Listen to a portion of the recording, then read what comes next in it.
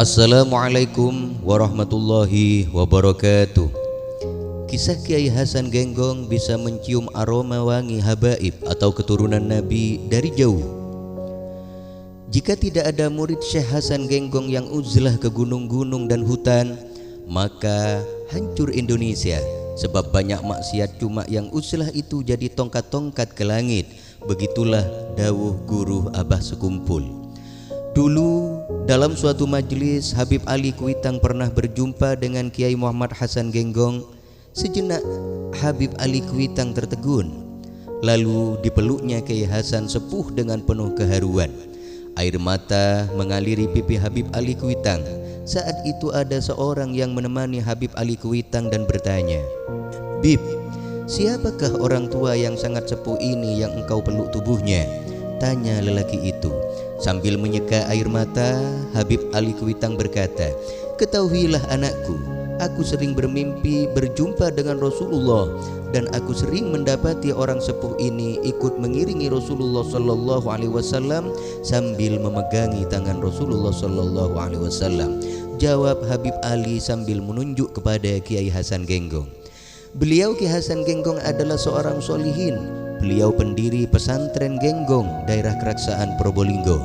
Jika Kiai Hasan akan kedatangan tamu dari Ahlul Bait, keturunan Rasulullah, beliau langsung keluar sambil berlari dan berkata, "Ada Rohatul Mustafa, wangi Nabi Muhammad." Padahal cucu Rasul tadi masih belum sampai ke tempat Kiai Hasan.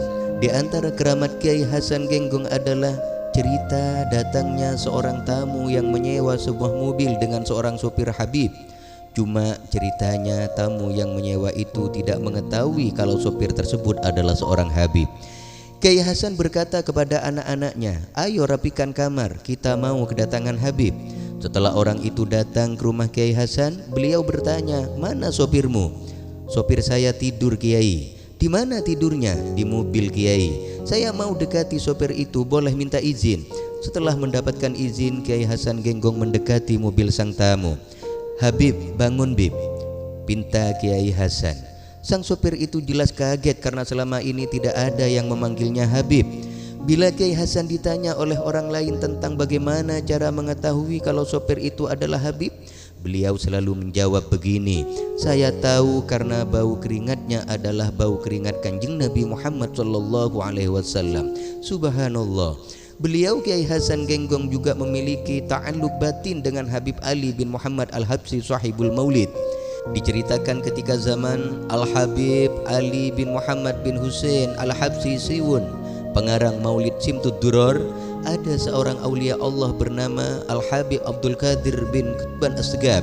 Habib Abdul Qadir bin Qutban adalah seorang alim yang sangat gemar bersilaturahim kepada para alim ulama, para waliullah yang masih hidup di zaman tersebut. Kegemaran beliau bersilaturahim bukan hanya terbatas di wilayah Hadramaut Yaman saja, tapi juga sampai ke Pulau Jawa Indonesia. Bahkan juga sampai ke kediaman Hadrus Syekh Kiai Haji Muhammad Hasan Sepuh Genggong Probolinggo. Ketika tiba di kediaman Kiai Hasan Sepuh Genggong, Habib Abdul Qadir disambut dengan ramah. Beliau berdua pun berbincang-bincang tentunya dengan bahasa Arab. Sampai pada akhirnya Kiai Hasan Sepuh bertanya yang kalau diterjemahkan, "Habib, bagaimana kabarnya Habib Ali Habsyi Siwun, pengarang Simtud Duror?" Ditanya seperti itu, Habib Abdul Qadir terkejut dan terheran-heran. Bagaimana bisa Kiai Hasan Sepuh Genggong mengenali Habib Ali Habsyi Siwun, sedangkan Kiai Hasan secara lahir tidak pernah ke Hadramaut Yaman, dan Habib Ali Habsyi Siwun juga tidak pernah ke Indonesia. Seolah mengetahui apa yang ada di hati Habib Abdul Qadir, Kiai Hasan kembali berkata, "Habib Ali Habsyi Siwun itu kulitnya seperti ini," menyebutkan. "Wajahnya begini," menyebutkan. "Kalau duduk seperti ini, jalannya seperti ini, di kediaman Habib Ali rumahnya seperti ini. Di depan ada masjid bernama Masjid Riyadh dan tiangnya ada." Begitulah tutur Kiai Hasan. Dan bertambah kagumlah Habib Abdul Qadir bin Qutban. takjub oleh Kiai Hasan Sepuh Genggong yang menyebutkan secara detail seolah-olah beliau sangat akrab dengan Habib Ali Al-Habsyi dan mengetahui keadaan rumahnya di kota Sewun Hadramut Yaman. Padahal Kiai Hasan tidak pernah sampai ke sana.